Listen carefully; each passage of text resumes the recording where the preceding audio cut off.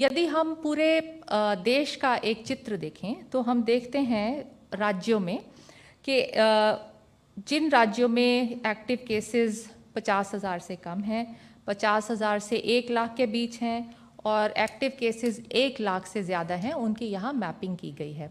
तो जहाँ पर 1 लाख से ज़्यादा एक्टिव केसेस हैं वैसे 12 राज्य हैं, जहाँ 50,000 से 1 लाख के बीच के एक्टिव केसेस हैं वैसे 7 राज्य हैं, और जहाँ 50,000 से कम एक्टिव केसेस हैं वैसे 17 राज्य हैं।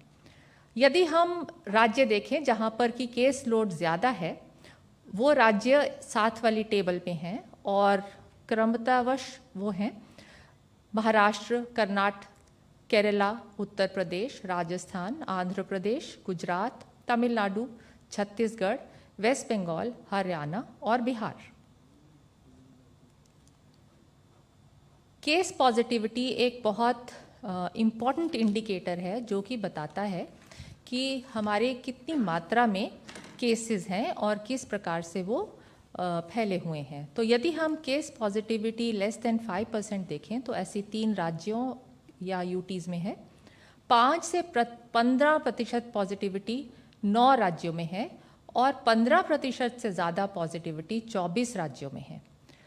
वो कौन से राज्य हैं ये हम देख सकते हैं कि जैसे गोवा में लगभग 48% है, हरियाणा में 30 से ज़्यादा है, पुडुचेरी, वेस्ट बंगाल, कर्नाटका, दिल्ली, राजस्थान, छत्तीसगढ़, मध्य प्रदेश, चंडीगढ़, सिक्किम, इस प्रकार उड़ीसा।